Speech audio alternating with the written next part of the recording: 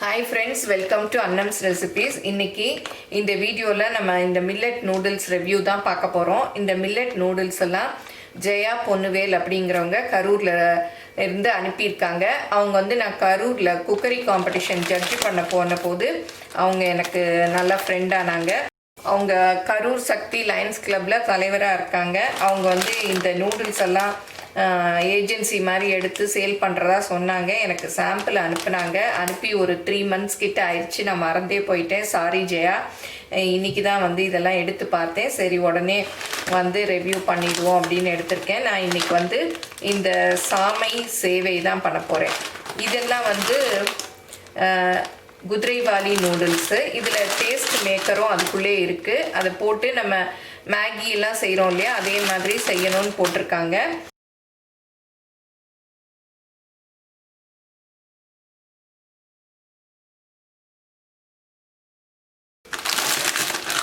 இது வந்து நம்ம ஈஸியாக செய்கிற மாதிரியே இருக்குது இந்த நூடுல்ஸு.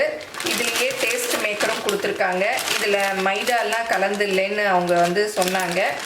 அப்புறம் வந்து இதுவும் நம்ம வந்து எப்படி செய்யலான்னு அடுத்தடுத்த வீடியோக்களில் பார்க்கலாம்.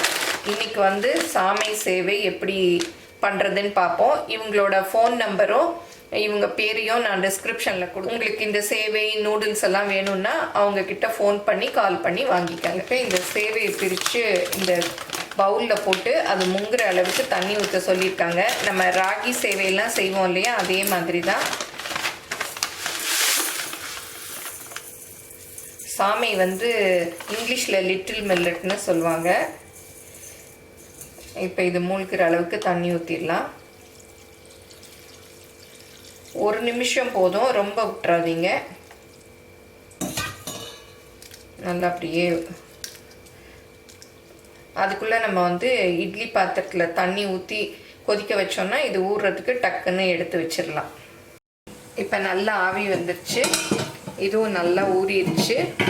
இது எல்லாத்தையும் எடுத்து அப்படியே வச்சிடலாம். நல்லா தண்ணி பிழிஞ்சிட்டு எடுத்து வைக்கணும்.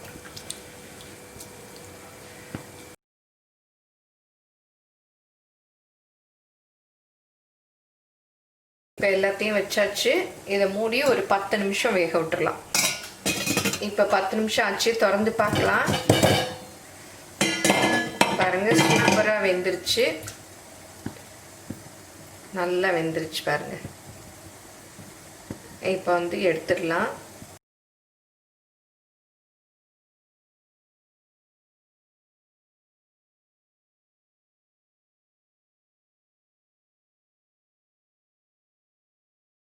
இது எப்படி கையிலேயே நல்லா உதுத்து விட்டுக்கணும். கொஞ்சம் ஆறினதும் கூட உதுத்து விட்டுக்கலாம். கொஞ்சம் தண்ணி வேணும்னாலும் லைட்டாக தெளிச்சிட்டு நீங்கள் உதுத்து விட்டுக்கலாம். ரொம்ப தண்ணி ஊற்றிடாதீங்க.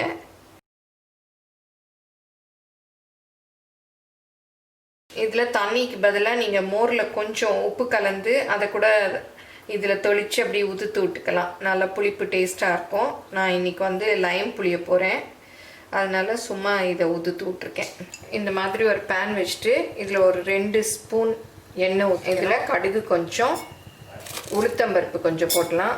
நீங்கள் வேர்க்கடலை கடலைப்பருப்பு எது வேணாலும் போட்டுக்கலாம். இப்போ கடுகு உளுத்தம்பருப்பு நல்லா பொரிஞ்சிருச்சு. ஒரு பெரிய வெங்காயம் இந்த மாதிரி பொடி பொடியாக கட் பண்ணியிருக்கேன், அதை போட்டுக்கிறேன்.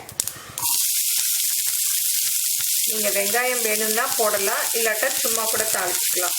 இந்த கருவேப்பிலை, அப்புறம் பச்சை மிளகாய் 2 இந்த மாதிரி கட் பண்ணி வச்சுருக்கேன், அதையும் போட்டுக்கலாம்.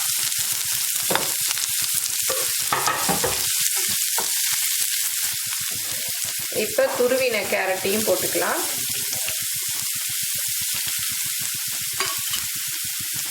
நல்லா மிக்ஸ் பண்ணி விட்டுக்கலாம். நீங்கள் என்ன காய்கறி வேணுமோ அதெல்லாம் போட்டுக்கலாம். பீன்ஸு அதெல்லாம் கூட பொடியாக நறுக்கி, கொடை மிளகாய் எல்லாமே போட்டுக்கலாம். இந்த சேவையிலலாம் நான் உப்பு போடலை, அதனால இதிலே போட்டுக்கலாம்.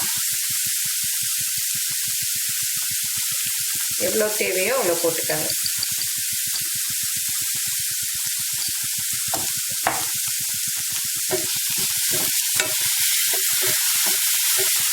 இப்போ எல்லாம் நல்லா வதங்கிடுச்சு. இப்போ உதுத்து வச்சுருக்கோம் இல்லையா, இதை வந்து போட்டுக்கலாம்.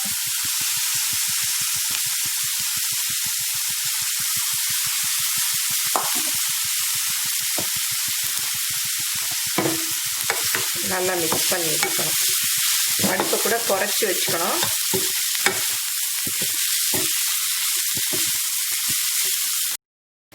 இதை நல்லா மிக்ஸ் பண்ணி விட்டுறணும். இதில் வந்து நீங்கள் பச்சை பட்டாணி கூட வேக வச்சுட்டு சேர்த்துக்கலாம். வேக வச்சு கொஞ்சம் எடுத்து இதில் போட்டுக்கலாம். நல்லா மிக்ஸ் பண்ணியாச்சு.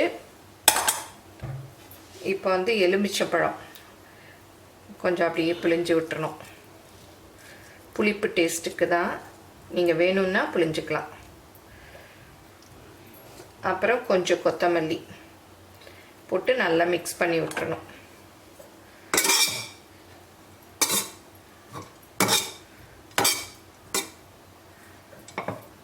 அவ்வளோதான், நம்மளுடைய சாமை சேவை ரெடி ஆயிடுச்சு.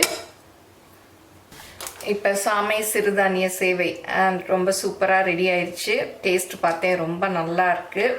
இதை வந்து நீங்கள் மார்னிங் பிரேக்ஃபாஸ்ட்டுக்கு செய்யலாம், லஞ்ச் பாக்ஸுக்கு செய்யலாம். இதுக்கு வந்து சைட் டிஷ் எதுவும் தேவையில்லை. வேணும்னா தேங்காய் சட்னி வச்சுக்கலாம், இல்லாட்டி இட்லி பொடி கூட மேலே தூவிட்டு அப்படி சாப்பிட்டுக்கலாம். ரொம்ப நல்லாயிருக்கும். உங்களுக்கு இந்த சேவை மில்லட்டில் நூடுல்ஸ் இதெல்லாம் வேணும்னா ஜெயா பொன்னுவேலுடைய நம்பர் வந்து டிஸ்கிரிப்ஷனில் கொடுக்குறேன். அவங்கக்கிட்ட கால் பண்ணி வேணுங்கிறத வாங்கிக்கங்க. ரொம்ப டேஸ்ட்டு சூப்பராக இருக்குது. சாப்பிட்டு பார்த்தேன். இதை எல்லோரும் செஞ்சு பாருங்கள். பிடிச்சிருந்தால் லைக் பண்ணுங்கள், உங்கள் ஃப்ரெண்ட்ஸுக்கும் ஷேர் பண்ணுங்கள்.